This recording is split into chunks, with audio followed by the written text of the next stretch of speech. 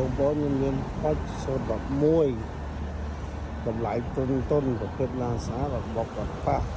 ហើយប្រភេទឡានសាំងគឺភិនភាគវាស្អាតអត់មានបញ្ហាបងស្ថានភាពរបស់វាទៅតាក់ទងការបងពុនផ្លូវមួយឆ្នាំ60,000 2025បងប្អូនសម្រាប់តបានលាងទឹកភិនភាគដៃជើងនៅស្អាតអត់បុកអត់ប៉ះអត់ស្ងោអត់កាត់តបងប្អូនតែភិនភាគវាទៅមើលខាងក្នុងដៃជើង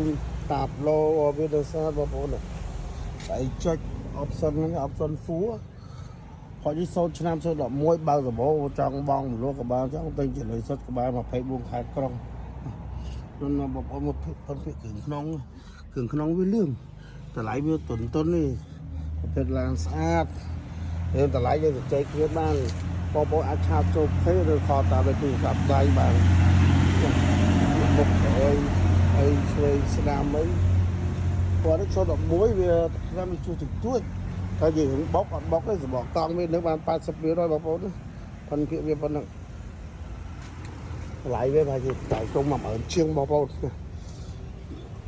ចង់ទិញបងមលុកបានចង់ទិញជាលុយសុទ្ធក៏បានបងប្អូន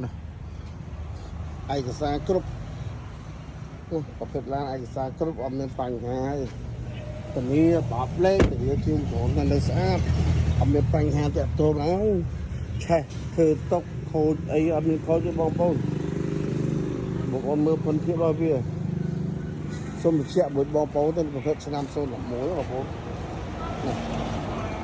ដៃជើងវាទៅប្រហត់វាទៅខ្មៅទៅអីទៅនៅស្អាតនេះគេចូលប្លាក់លេខវែងហើយបងប្អូនតម្លៃយើងទៅចែកបានបើជាងទេហើយពុនផ្លូវគេបងហើយ